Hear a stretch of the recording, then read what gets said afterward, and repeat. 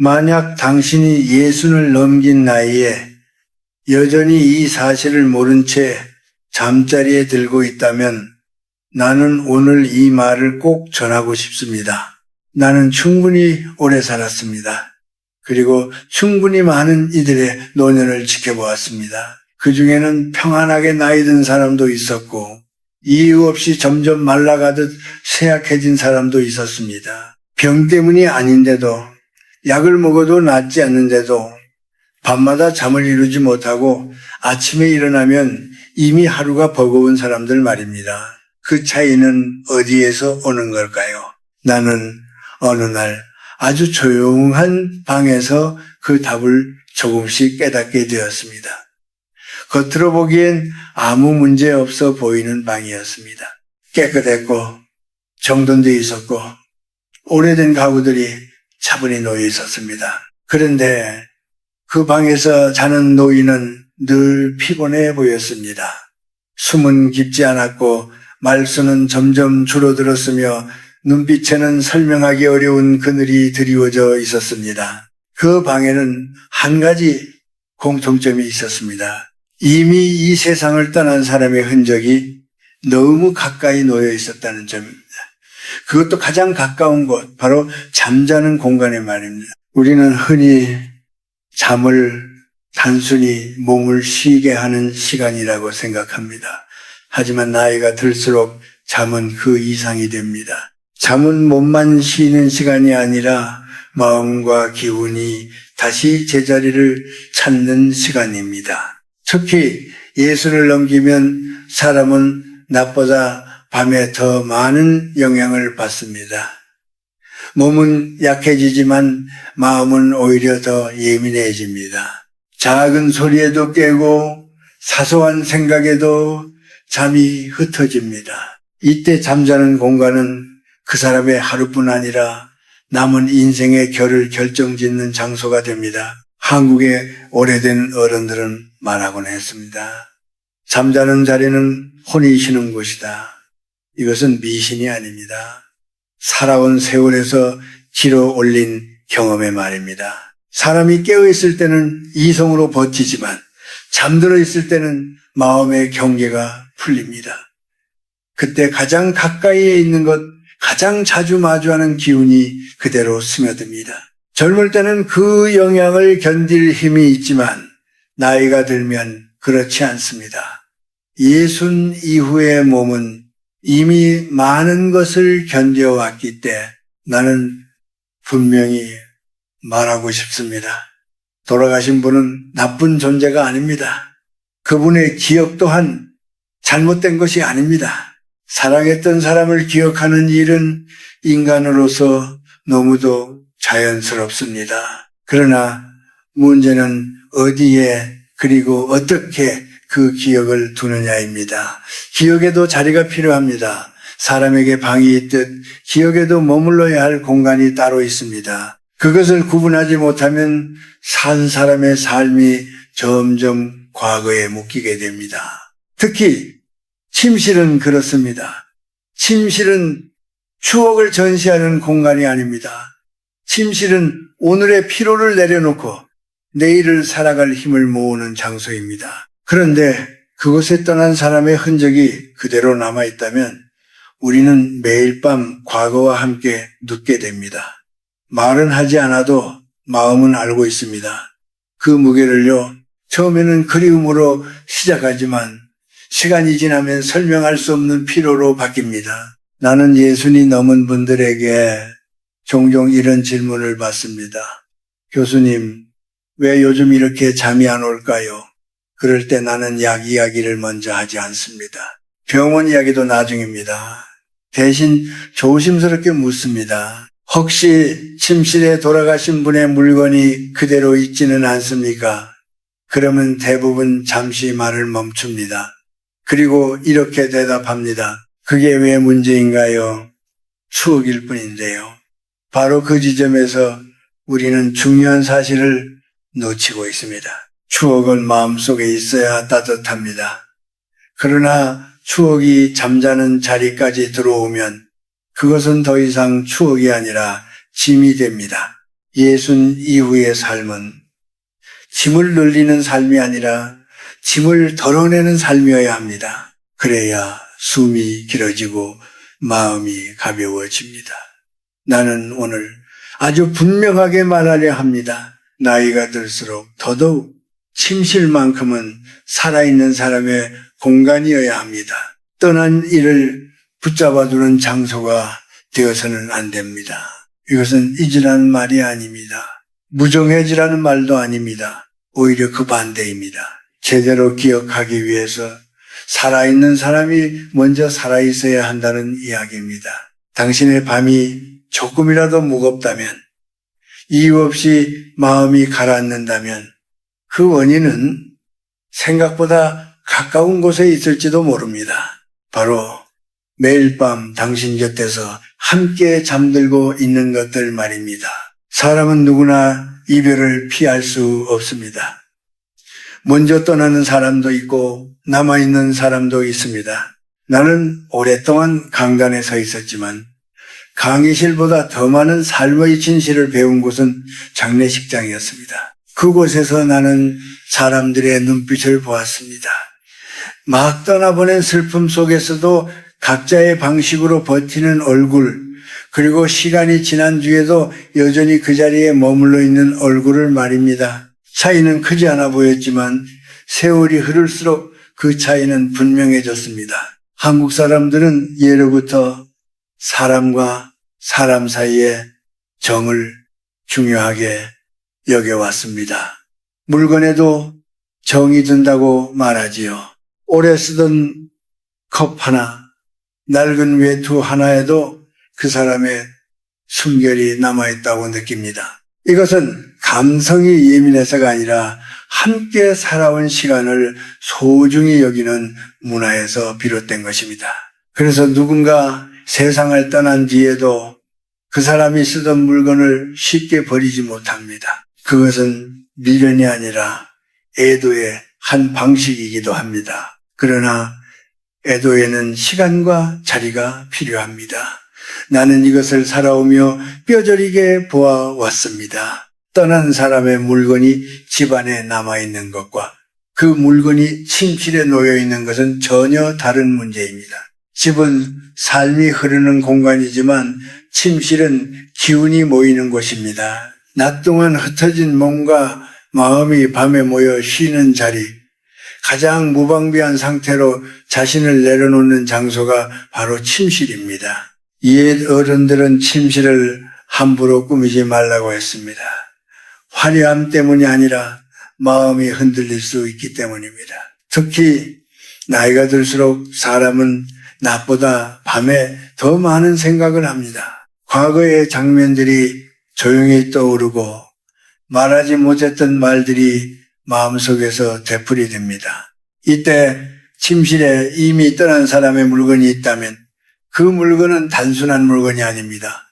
그것은 기억을 깨우는 문이 됩니다. 나는 한 지인을 오래 지켜본 적이 있습니다. 그는 아내를 먼저 떠나보낸 뒤 침실을 거의 바꾸지 않았습니다. 아내가 쓰던 베개, 아내가 늘 걸어두던 스웨터, 침대 옆에 놓인 작은 시계까지 그대로 두었습니다. 그는 말했습니다. 이렇게라도 해야 잠이 옵니다. 처음 몇 해 동안은 그 말이 맞는 것처럼 보였습니다. 그러나 시간이 지나면서 그의 얼굴은 점점 어두워졌습니다. 잠을 자도 잔 것 같지 않다 했고 아침에 일어나면 가슴이 답답하다고 했습니다. 병원에서는 특별한 이상이 없다고 했습니다. 그때 나는 조심스럽게 그에게 말했습니다. 혹시 아내가 머물던 자리에 당신의 숨이 들어갈 자리가 남아 있습니까? 그는 한동안 아무 말도 하지 못했습니다. 문제는 아내가 아니라 그가 계속 과거의 밤을 반복하고 있다는 점이었습니다.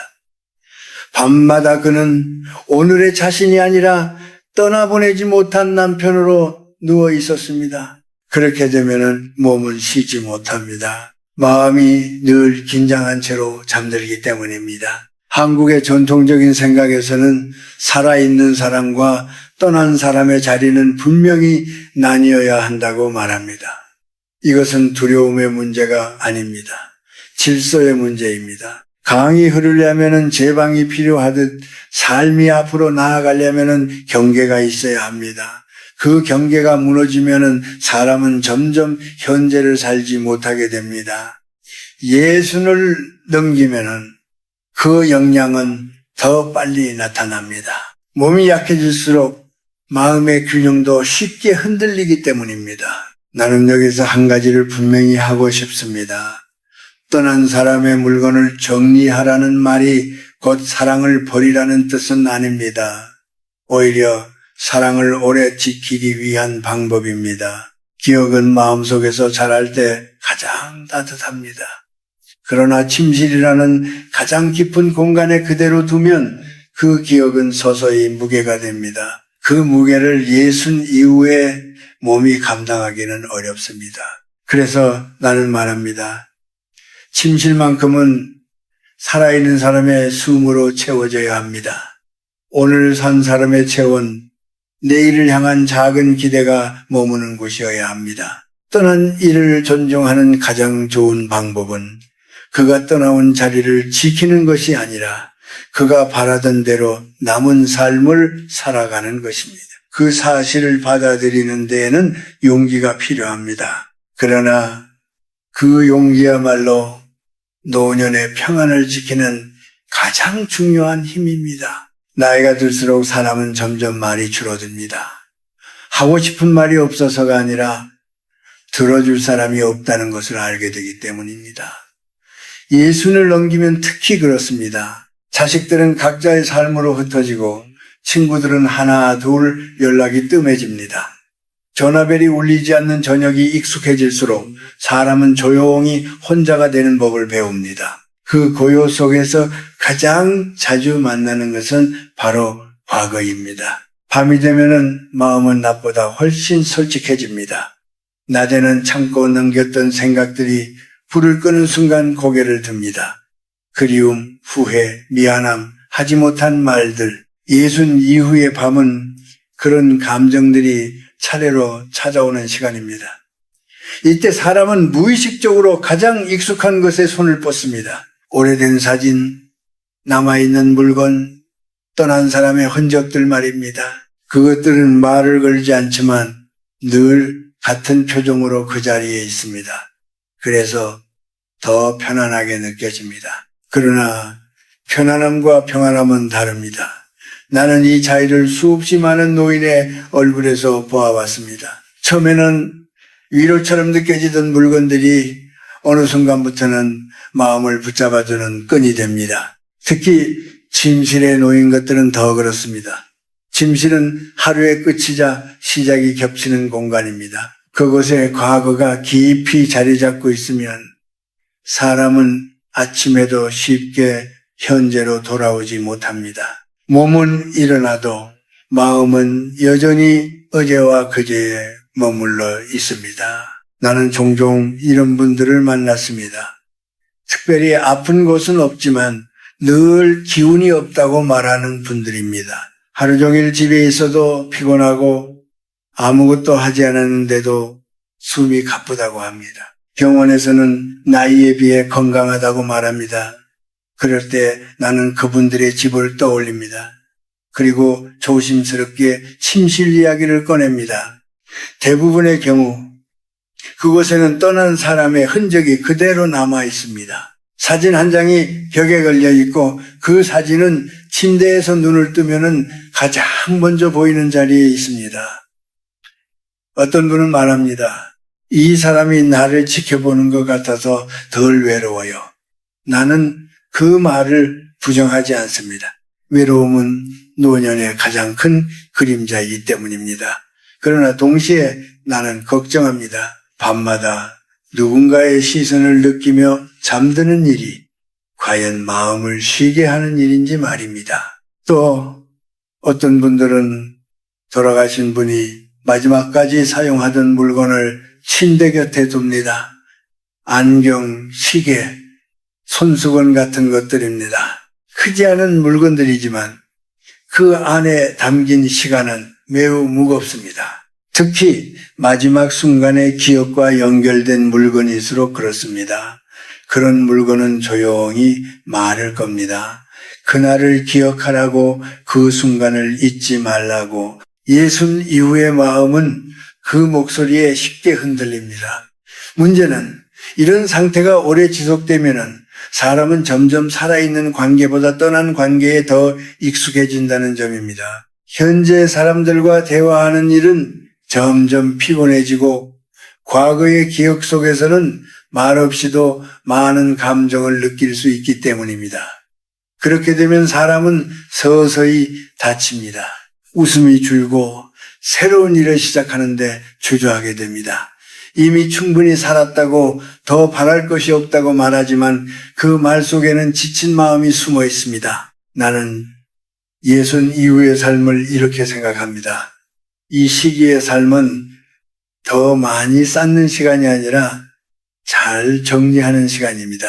그러나 많은 분들이 정리를 미루고 대신 기억을 침실로 끌어들입니다. 그 결과 밤은 점점 길어지고 아침은 점점 무거워집니다.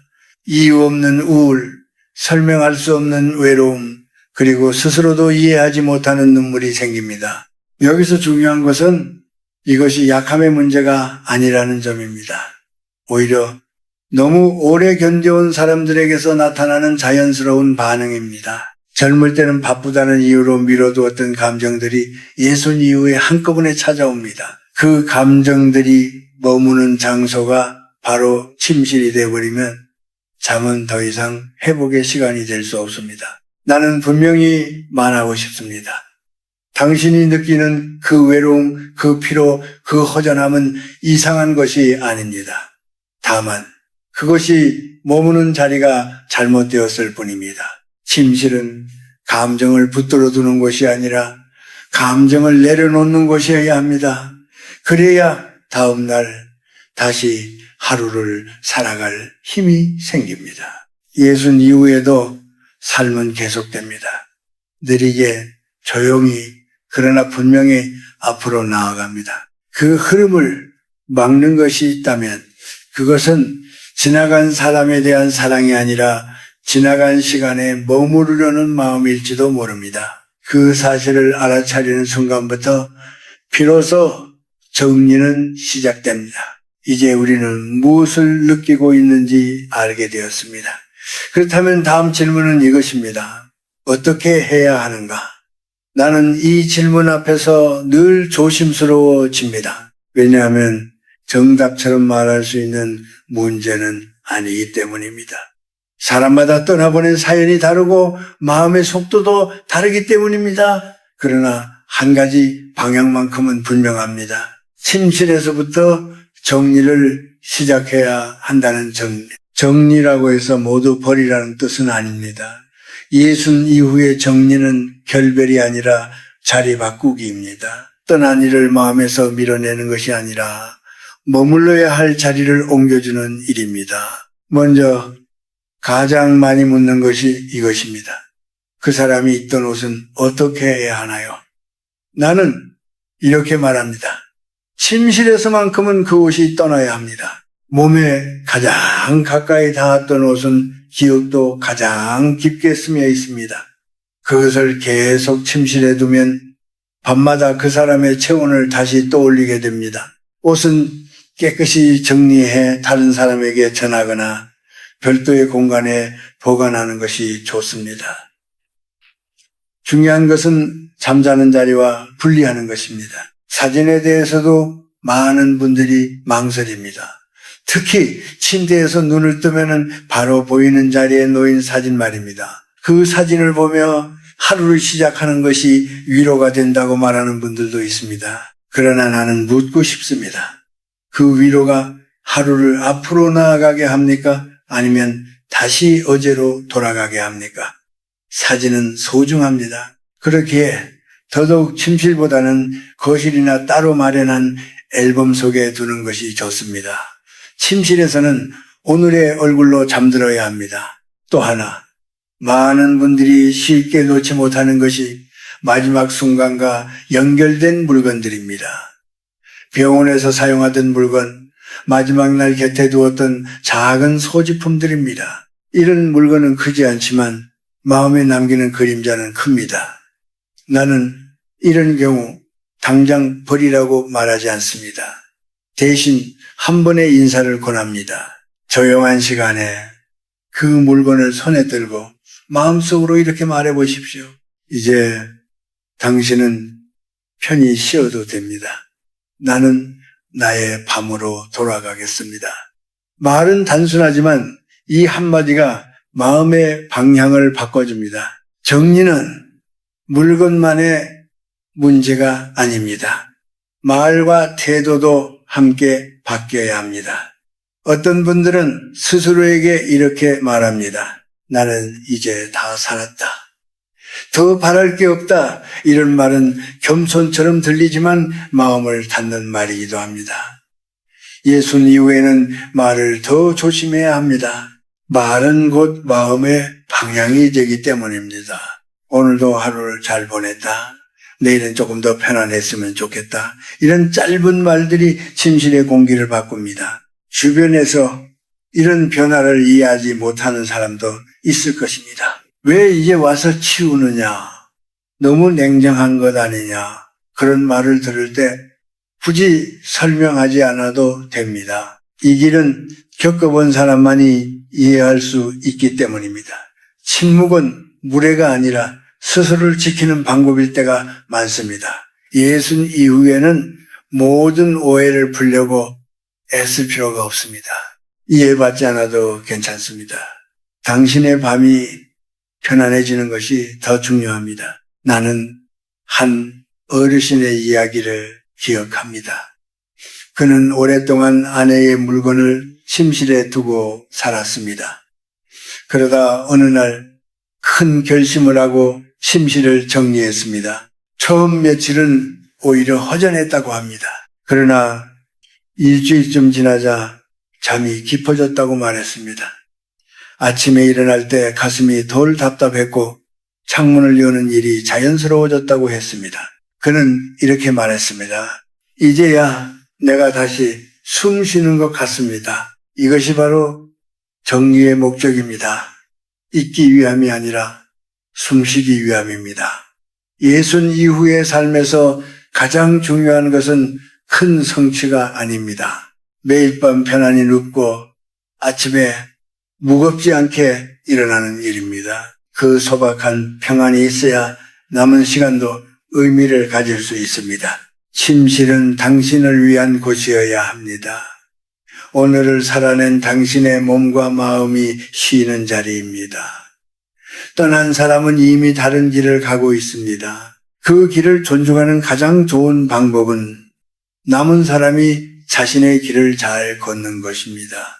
그 사실을 받아들이는 순간 침실의 공기는 조금씩 달라집니다. 그리고 그 변화는 생각보다 조용히 그러나 분명하게 당신의 삶을 가볍게 만들어줍니다. 이제 이야기를 정리할 시간입니다. 나는 오늘 쉽지 않은 말을 했습니다. 그러나 예순을 넘긴 삶에서는 듣기 편한 말보다 마음에 남는 말이 더 필요할 때가 있습니다. 나는 누군가를 가르치려는 사람이 아니라 오래 살아온 사람으로서 조용히 경험을 나누고 있을 뿐입니다. 사람은 누구나 붙잡고 싶은 기억이 있습니다. 사랑했던 사람, 함께한 시간, 다시 돌아오지 않을 장면들 말입니다. 그것은 잘못이 아닙니다. 오히려 너무 인간적인 마음입니다.